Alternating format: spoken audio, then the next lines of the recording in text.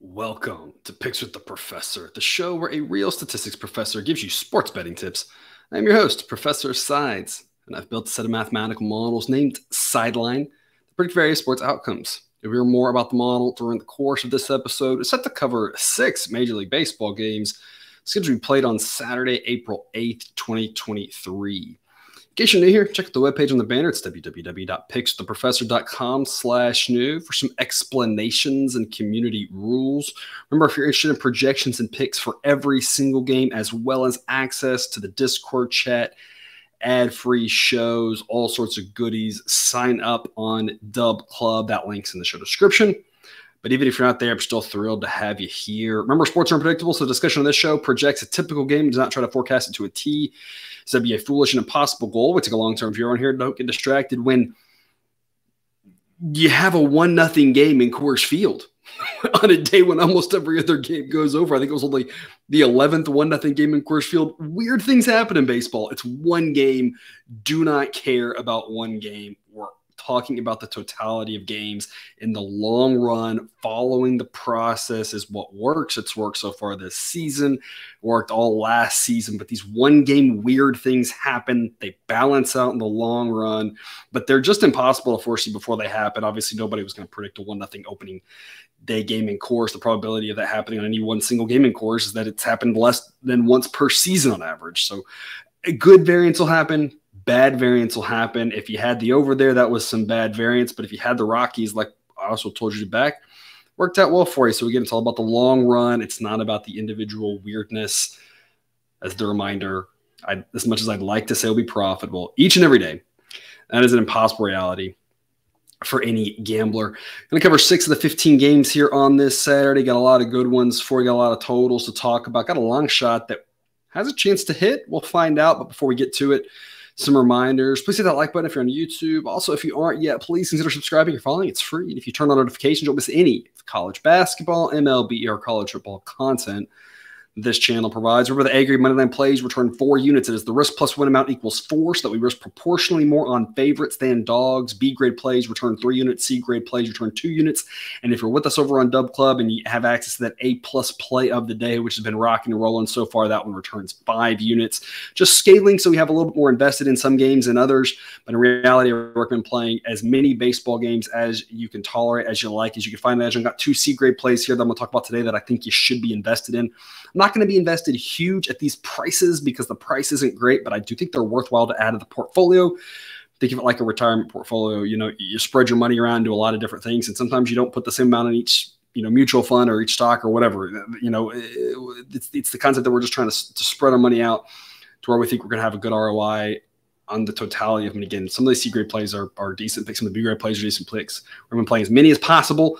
It's how I scale it. But again, as always, whether it's the picks or the scaling or anything else I'm talking about, take what you like and leave the rest. Going to start off this show, just like we did yesterday, is talking about the Rangers-Cubs game in the afternoon, 4 p.m. Eastern. It's really a copy and paste from the day before. Both pitchers are a tad bit worse. It'll be Martin Perez and Justin Steele. I think Eovaldi and Stroman were better pitchers than these two guys. Both these guys are good pitchers as well. It's not like either one of them is anything to, not good pitcher. I mean, these are 2 good pitchers as well. Just a little bit below the caliber of Friday's pitchers, but it's really the same concept that I said on Friday's game. It was a coin toss game. Take plus odds with either team that happened to be the Rangers. And I just said I didn't think there'd be a lot of runs. And so unless you were staring at like some stupid total like 5.5, the under would have been the smart play there. As of the recording right now, it's 2-zip in the 8th. I told the people over on Discord, I said I like that first 5 under, and it was 1-0 after 5. So again, more reason to hop into that Discord chat, which you can access exclusively through Dub Club. But I kind of feel the same thing happening here. It's going to be another chilly day. Winds be blowing in just like they were on Friday, mid-40s. Wind's not quite as strong as Friday, so the model projects a total of 6.6. So if you do happen to see a 6.5, that's probably a no-go for me on the total. But if you can find a 7 out there, and again, as I mentioned with the totals at Wrigley Field, they tend to not put those up until the day of. So we'll have to be waiting a little while. But I think if you can find a 7 under makes a lot of sense. I think 6.5 is the right price. You got 2 good pitchers, 2 mediocre to subpar offenses. The bullpens are a little bit concerning. Neither one, again, are very good. So that might be a reason to look for the first 5 angle, like I mentioned here on Friday, again, to our Discord there. But under would be a strong play, again, depending on what number you can get. And again, just like on Friday, I'm just going to say in the long run, these type of coin toss games, taking plus odds makes sense. So the Rangers at plus 105 gets a B grade pick, as the model says it should be Rangers minus 102. The price either for an A grade, according to Sideline, plus 106. So we just fall short of an A grade. So a B plus pick here on the Rangers. Again, who knows what's going to happen? I think the Rangers are the better team, but on the road means I'm just eyeing those plus odds, and those are pretty appealing to me. Also at 4 p.m. Eastern, Red Sox at the Tigers. Red Sox minus 150 qualifies as a C grade pick. Models that should be Red Sox minus 142. So we're looking for more like a price like minus 140 before it gets to a B grade, minus 130 for an A grade. I don't think we're ever going to sniff A grade on this one, but I think that while this game's being played in Detroit, and obviously home field does absolutely matter in sports, I think the Red Sox are just a much better team. They're the much better starting pitcher. Their offense isn't great, but it's still better than the Tigers' offense, and their bullpen is still a lot better as well. So I think the Red Sox are the side to back here. I don't want to pay too much more than this minus 150. That's why it only gets a C grade, because the model is very price sensitive. I think the Red Sox are a decent look.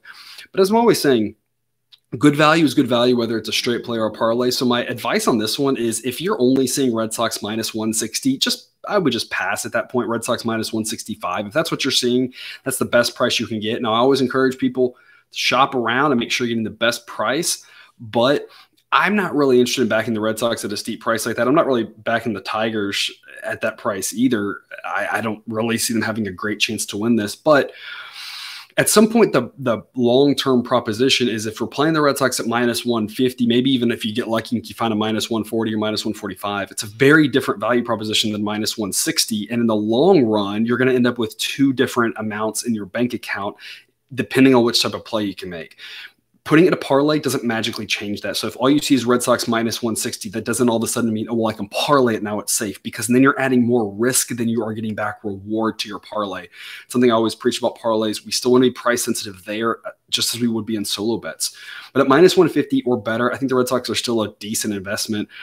They only need to win this 60% of the time to break even. Model gives it just shy of that, but I think the model's missing a little bit on this one. This Tigers offense is terrible. The model's really docking the Red Sox for facing a lefty and Joey Wentz, docking their offense a little bit, but I'm not sure it really matters because I don't think Joey Wentz is a very good pitcher. I think that's going to matter more against a better lefty than a guy like Wentz. So I think the Red Sox are the side here. Tanner Houck, slightly above average pitcher. Neither one of these guys looked very good in their first outing, but we have a lot more data than just that one to go off of. That says Houck is much better. And again, the Tigers offense really bad. So again, the Red Sox minus 150. C grade according to the model, and I think worth an investment, just not scaling too high because the price isn't as good as I would like it to be. Otherwise, a chilly one in Detroit, mid-40s. Winds will be blowing in around 5 miles an hour. So the model projects a total of 6.4. I do like the under 8.5 here. The under fell short for us on opening day because of a couple of home runs, a couple from unexpected sources. That sort of thing can happen, and we have seen a lot of over so far in baseball, but you're seeing Friday so far, at least where we are, some lower scoring situations. And I still think the unders are going to be a good play. Over is going to be a good play too. I don't think blindly doing one or the other makes a lot of sense. But in this one with the weather and these offenses not being as good, I think 9 runs is going to be a tall task to get here. So I like the under. Again, I'm personally not too heavy on totals early in the season because we're still learning a lot about the balls. But there are still some unders that hit. And this is an under I would definitely have my eye on based off the weather, breeze blowing in, bad Tigers offense.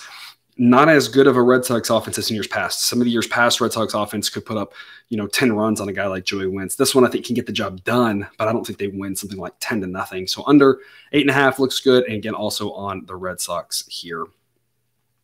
Also at 4 p.m. Eastern, A's and the Rays. Let's take a chance with the dog here. The Athletics at plus 220. We'll call this the Cousin Jared special. He's always coming on and talking about some of these big dogs offer value. You don't have to win half of them. You don't have to win 40% of them. All you got to do is win 1 out of every 3 as long as they're priced above plus 200 like this one is, and it's a worthwhile investment. The Rays have been a fantastic team all season long so far here this first week. We've backed them a lot at mostly A and B grades, so the Rays have been a massively profitable team for us. I think the number's starting to catch up here, and I think we're getting a little bit of an overreaction to the first game. Jeffrey Springs is the better pitcher in this one, absolutely. I think he's better than Fujinami.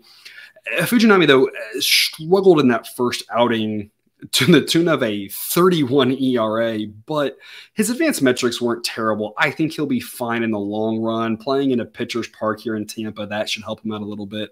And while Jeffrey Springs was amazing, in fact, so amazing that there are some advanced metrics that have the ERA equivalent of a negative ERA because he's basically breaking the system with how well he pitched in that first game.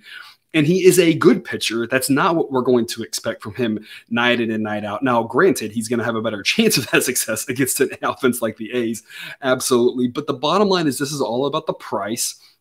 Plus 220 is decent value on the A's. The model says it should be 213.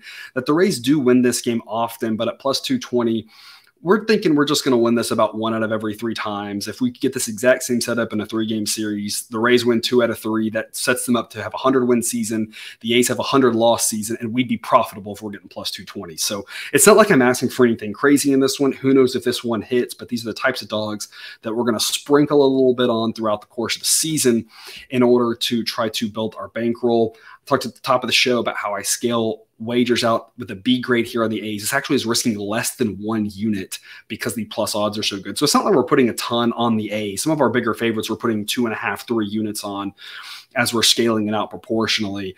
This one's a very small play relative to the others. But again, at plus 220, it's just too much value to pass up. Again, I think it's an overreaction to the start of the season. A's aren't good. Rays are good, but plus 220 is just too much value to pass up. Interesting note here, the total is 7.5. The model projects exactly 7.5. So not a total that I think has any value whatsoever. So the night game, 7 to 5 p.m. Eastern, Yankees at the Orioles. Going to play the Orioles here. First game in this series getting a little bit out of a hand as I'm recording this. Orioles took a nice little lead to start off with, but as it's starting to play out, the Yankees are coming back. Seeming like a coin toss game, which is exactly what I projected. Here is a little bit different than Friday's game. I think the Yankees should be favored, but again, plus 140 offers us pretty good value. Model says it should be Yankees minus 134, that they win this 57% of the time. They do have the better pitcher in Nestor Cortez versus Cole Irvin, a pair of lefties. But again, kind of as I mentioned that last one, I think this is a little bit of an overreaction that first game. Cole Irvin is still a solid pitcher. He's an average pitcher. He gave up a ton of runs in that first start. He's not going to do that all season. And Cortez is a good pitcher, absolutely, but he's not going to have a sub-2 ERA all season. So I think we're just getting a little bit of an overreaction here. Offensively, again, Yankees got the better offense for sure. Bullpen's probably a wash. Yankees the better team, but on the road, the Orioles could win this game. So plus 140 offers us some value. Yankees are a good team, but most of the time they're overpriced. And if we just blindly back the Yankees most seasons, every game, you're going to lose money. If you blindly fade them, you're either going to break even or profit because they tend to be overpriced.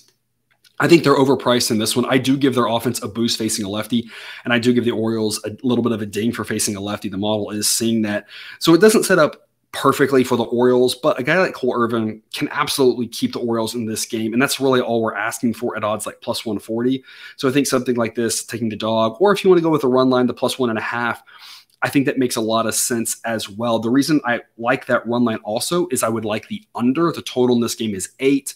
Model says 7.1. And again, I think Cole Irvin's a better pitcher than he indicated at the beginning in his first start here with Baltimore. We're going to have temperatures around 50 degrees for this one, not much wind. And so more of a pitcher-friendly atmosphere, could easily be a 3-2, 4-3 type ball game. Orioles might win, plus 140 offers some value. If you like the run line, you can look that direction as well. I think it's kind of personal preference if you want to split which way you want to do it. I'm keeping my life simple. I'm just taking money lines. I know I'm not going to win as many games, but I know in the long run, the plus odds are going to make us profitable ROI, and that's what really matters. Is there money growing in our bank accounts? So I'm just keeping it simple and sticking to the plus 140, but if you want to split it, just play the run line, whatever. Also looking at the under. A lot of ways you can attack this game that I think make sense. 7:20 p.m. Eastern, Padres at the Braves. Just recently announced that Michael Harris will end up on the IL after injuring his lower back on Thursday. That obviously hurts the Braves a little bit, especially defensively. But either way, this Braves offense is still really good. Padres offense is still really good too. The biggest difference in this game is that the Braves have the much better bullpen and they have the much better starting pitcher. Charlie Morton didn't look great in his first start, but was able to get the job done, getting us to the window, even though he wasn't great. Michael Wacha for the Padres wasn't great.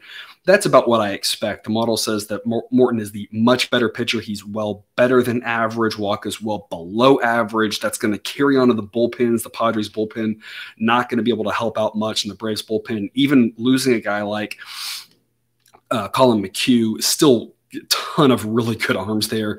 So this just boils down to the Braves at -155 being a pretty good investment and just being tough for the Padres to win this one on the road. It just doesn't set up well for them. Model says it should be Braves -154. So it's basically a C+ grade. If it drops into the lower -150s, the model gives that a B grade. If it drops to -142, that would be an A grade. So the Braves, again, a pretty good investment here. Don't want to play this at -170 or something like that. Make sure we're shopping around, getting good prices. But Morton versus Wacha with that Braves bullpen, I want to be on the Braves at home. The only advantage the Padres might have is basically nullified because their offense isn't really any better than the Braves offense, given that they don't have Tatis for the foreseeable, next couple of weeks at least. Otherwise, we're going to have a chance of rain at the start of this one that should clear out, so we should be able to get the game in, but take note, it might be delayed a little bit later into the night.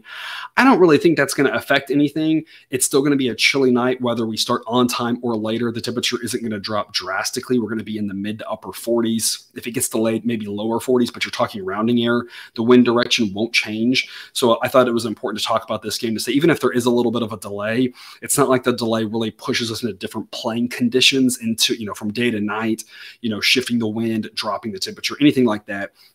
I still like the under either way. I'm not a huge fan of Michael Wacha, and I do think the Braves can score, but I'm not sure the Padres are going to have a lot of success against a guy like Morton and the Braves relievers. So the model says 7 for the total, but the actual total I'm seeing is 8.5 and 9. So you might have to pay a little bit of juice, but that under 9 in this one looks pretty good. Cousin Jerry was out here talking about that park in Atlanta.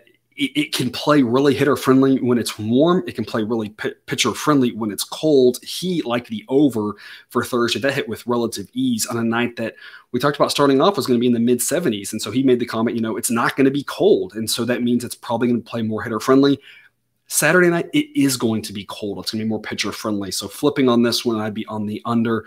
But I also, again, like the Braves here, laying a little bit of a price. Again, would like a better price. The model isn't in love with this price at -155. Still a solid investment here on the home team from Atlanta. And then wrapping us up with the late slot, 9:07 p.m. Eastern, Blue Jays at the Angels. Going back to Blue Jays again. Been on them a lot lately. Been pretty good to us as of late. -105 here is an A-grade play. Jose Berrios and Tyler Anderson. And the model says that these two pitchers are about the same. And I know what you're thinking. Jose Berrios got lit up in his first start, but his underlying metrics are actually very encouraging. I don't think Berrios is going to be a great pitcher, but I do think that he's going to be average this season. And I expect kind of the same from Tyler Anderson, who looked great in his first start, but his underlying metrics actually weren't that great. If you look at the underlying metrics of these two guys, and it's only one start, but Berrios actually pitched a little bit better than Tyler Anderson did. And I know that wasn't what happened in the results with regards to the runs, but the underlying metrics are more predictive of what will happen going forward. ERA is a great indicator of telling us what happened. And what happened was Anderson didn't give up runs and Berrios did, but the underlying metrics are a better predictor of what's going forward. And I still think that Berrios and Anderson, it's about a wash with these two pitchers. Personally, I'd rather have Tyler Anderson, but it's not by that much. I don't think Berrios is that far behind him. Model actually says Berrios is a little bit better. Not sure I completely agree, but either way, we're basically picking nits at that point. Angels bullpen is really bad. Blue Jays bullpen is at least average. Offensively, the Blue Jays offense is almost second to none in baseball at this point, at least with some of the injuries and guys that are out across the league, hurting some of the top offenses. As Blue Jays offense might be the best in baseball right now. Angels offense is still good, but the Blue Jays offense is better. So -105, just way too good to pass up. Model says it should be -122, and that anything -113 or better qualifies as an A grade. Total in this one is 9. Model says 9.2. So given that we have seen some overs in the model, still hasn't really Loved playing the overs. This might be an over that you would look into here, especially having that push protection on 9. You do have 2 pretty good offenses and 2 bullpens that can definitely give up runs and 2 pitchers that rate barely better than average. So the offenses will have the advantage in this one in a more hitter-friendly ballpark in Anaheim. Temperature will be chilly, but not as cold as we're seeing around most of the country. We'll be around 60 degrees to start, mid-50s to close, and the wind will be blowing out around 10 miles an hour, dying down a little bit as the night goes along, but it should play pretty neutral. The wind blowing out will kind of offset slightly cooler temperatures, but we rarely have neutral parks. In April, we tend to have much more pitcher-friendly conditions. So a night that's more neutral between hitter and pitcher, in a situation where these balls seem to be flying a little bit more this year, this is definitely one where I would be looking over at playing, especially if I'm getting that 9. Model says 9.2, but I do think we got a really good chance to get into the double digits. That's all I've got for you here today. Thanks for tuning in to this episode of Picks with the Professor. Don't forget to subscribe so you can enjoy all the sports betting content provided on this channel. It's dropped right into your feed. No shows for Sunday games, but we'll be back on Sunday night to cover Monday's baseball slate. And until then, as always, best of luck. And remember, you can eat your betting money, but please don't bet your eating money.